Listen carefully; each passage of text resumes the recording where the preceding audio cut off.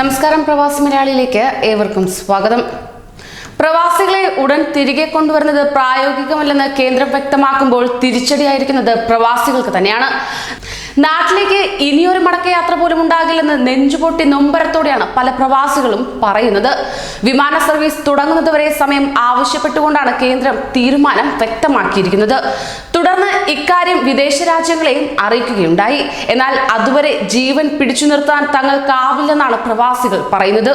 ഒട്ടുമിക്ക പ്രവാസികളും പ്രാരാബ്ദങ്ങളുടെ നടുവിൽ ജീവിച്ചുകൊണ്ട് വർഷങ്ങളായി നാട്ടിലേക്ക് വരാത്തവരാണ്. 10-15 പേരൊക്കെ തിങ്ങിപ്പാർക്കുന്ന ബാച്ചിലർ മുറികളും ലേബർ ക്യാമ്പുകളും ആശങ്കയുടെ നിഴലിലാണ് ഇപ്പോൾ കഴിഞ്ഞു പോരുന്നത്. അറബ് രാഷ്ട്രങ്ങളിൽ സ്ഥിരീകരിക്കുന്ന കൊറോണ കേസുകളിൽ ഒട്ടുമിക്ക പേരും ഇന്ത്യയിൽ നിന്നുള്ളതാണെന്നാണ് റിപ്പോർട്ടുകൾ വരുന്നത്. ഇത് ഇന്ത്യക്കാരിൽ ഉളവാക്കുന്ന ആശങ്കയും ചെറുതൊന്നുമല്ല. പറഞ്ഞു വന്നാൽ മലയാളികൾ തിങ്ങിപ്പാർക്കുന്ന കുവൈറ്റിലെ ജലീബ് ഷുയൂഖ് പ്രദേശവും ദുബായിലെ ദേരാ നൈഫ് പ്രദേശവും പൂർണ്ണമായും ലോക്ക്ഡൌണിലാണ്. ജോലിയില്ലാതെ പലരും പട്ടിണിയിലുമാണ്. ഈ ആശങ്കകളെല്ലാം കേരളത്തെയും ബാധിക്കുന്നതാണ്. ആയതിനാൽ തന്നെ എല്ലാ സജ്ജീകരണങ്ങളും കേരള സർക്കാർ ഒരുക്കി കഴിഞ്ഞിരുന്നു. എന്നാൽ കേന്ദ്രത്തിന്റെ തീരുമാനം തിരിച്ചടിയായിരിക്കുകയാണ്. ഇന്നലെ കോവിഡ് ബാധിച്ച് ദുബായിൽ മരിച്ച മലയാളി യുവാവ് 2 ആഴ്ചയാണ് ആശുപത്രിയിൽ കഴിഞ്ഞിരുന്നത്. തലശ്ശേരി സ്വദേശി പ്രദീപ് സാഗറിന്റെ മരണമാണ് ഇന്നലെ രേഖപ്പെടുത്തിയത്. തുടക്കത്തിൽ കൃത്യമായ ചികിത്സ ലഭിച്ചില്ലെന്നും ഒരാഴ്ച മുമ്പ് രോഗം കടുത്തതോടെയാണ് ആശുപത്രിയിലേക്ക് മാറ്റിയതെന്നുമാണ് ബന്ധുക്കൾ പറയുന്നത്. ദുബായ് കോർപ്പറേഷനിൽ ടാക്സി ഡ്രൈവറായിരുന്നു ഇദ്ദേഹം.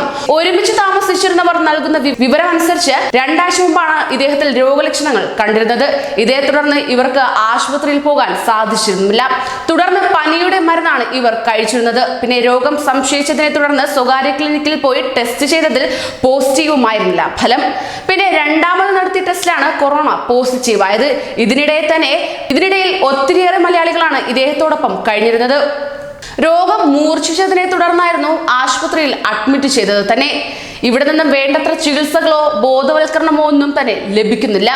ഒരാൾക്ക് അസുഖമുണ്ടായാൽ തന്നെ കൃത്യമായ ഐസൊലേഷനിലാക്കുകയോ ഒപ്പം കൃത്യമായ പരിചരണമോ ലഭിക്കുന്നുമില്ല.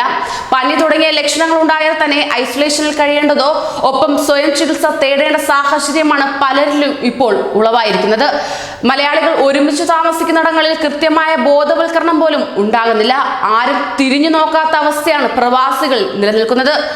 ഇത്തരമൊരു സാഹചര്യത്തിൽ നാട്ടിലേക്കുള്ള യാത്ര ഇനി ചിന്തിക്കാൻ കഴിയില്ല. പുനരാരംഭിക്കുന്നത് വരെയായിരിക്കും ഇവർക്ക് തടസ്സങ്ങൾ നേരിടേണ്ടി വരുന്നത്.